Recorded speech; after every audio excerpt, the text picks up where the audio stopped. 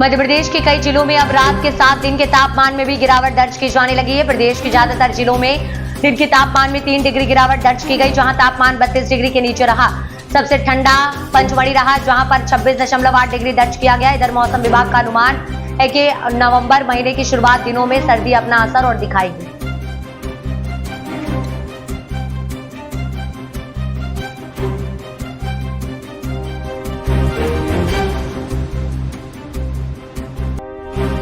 Samajwadi party के राष्ट्रीय अध्यक्ष और कन्नौज से सांसद अखिलेश यादव ने महाराष्ट्र विधानसभा चुनाव के बीच एक चिट्ठी लिखी है।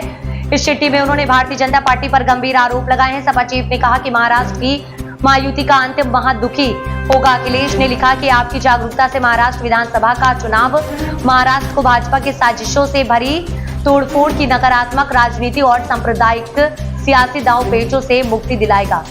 उत्तर प्रदेश की 9 सीटों पर होने वाले उपचुनाव का घमासान तेज हो गया है। एक तरफ बीजेपी और समाजवादी पार्टी ने अपनी पूरी ताकत लगाई हुई है, तो वहीं दूसरी तरफ राष्ट्रीय स्वयंसेवक संघ ने भी मोर्चा संभाल लिया है। बीजेपी की सियासी जमीन को मजबूत करने के लिए संघ टोली प्लान की रणनीति के तहत आगे बढ़ रहा है, जिसके तहत कार्यकर्ता टोली बनाकर घर घर लोगों से संपर्क करेंगे।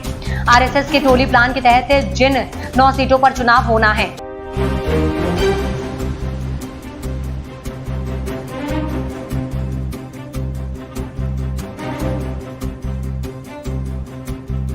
उत्तर प्रदेश की 9 सीटों पर होने वाले उपचुनाव से कांग्रेस ने दूरी बनाने का फैसला लिया है। कांग्रेस ने एक भी सीट पर प्रत्याशी नहीं उतारा है। हालांकि गठबंधन का साथी होने के नाते उसने सपा का साथ देने का ऐलान किया है।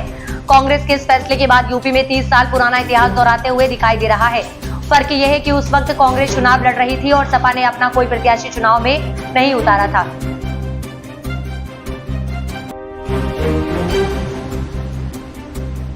मध्य प्रदेश के सरकारी कर्मचारियों को दीपावली पर्व से पहले खुशखबरी मिली है। प्रदेश के मुख्यमंत्री डॉक्टर मोहन यादव ने सरकारी कर्मचारियों का 4% डीए बढ़ा दिया है। ये सौगात जनवरी 2024 से लागू होगी। बता दें कि सीएम डॉक्टर मोहन यादव की इस घोषणा के बाद प्रदेश के कर्मचारियों का डीए 46% से बढ़ाकर 50% हो गया है। इससे कर्मचारियों को हर महीने वेतन में 620 से 7,640 रुपए का इजाफा होगा।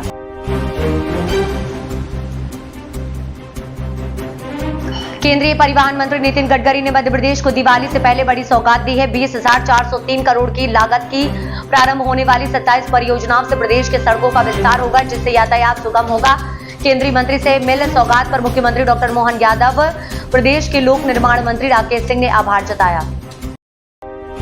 भले ही दिल्ली सरकार ने पटाखों पर प्रतिबंध लगा रखा है, बावजूद इसके लोग पटाखों की खरीद बिक्री कर रहे हैं। ऐसे में अगर आप भी दिल्ली में या फिर किसी और शहर से चोरी छिपे पटाखे खरीदकर मेट्रो से सफर करने के बारे में सोच रहे हैं, तो सावधान हो जाइए, क्योंकि आप न केवल दिल्ली सरकार के प्रतिबंध बल्कि डीएमआरसी के नियमों का भी अवहेलना कर रहे हैं। आपको बता दें कि दिवाली के अवसर पर पटाखों की खरीदारी और उपयोग को लेकर दिल्ली मेट्रो और दिल्ली सरकार ने महत्वपूर्ण निर्देश जारी किए हैं।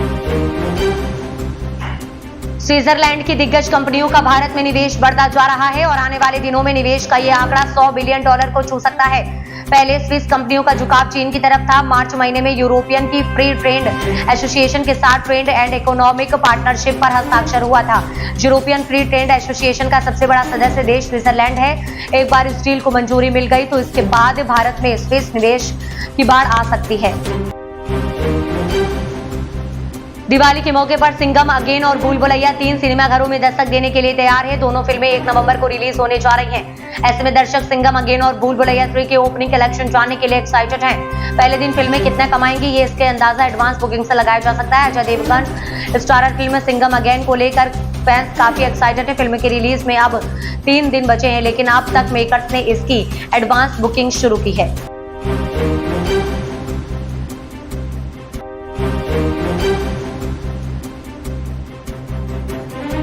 कुछ दिन पहले ही क्रिकेट, कुश्ती और बैडमिंटन समेत कई खेलों को राष्ट्रमंडल खेलों से बाहर कर दिया गया है। ये कुछ ऐसे खेल हैं जिनमें भारतीय एथलीट खूब सारे पदक जीत कर लाते रहे हैं। दूसरी ओर अब भारत सरकार की नई नीतियों के तहत ओलंपिक एथलीटों को मिलने वाली सहायता राशि पर रोक लगाई जा सकती है। यह फैसला target Olympic podium scheme TOPS के तहत किया जा सकता है।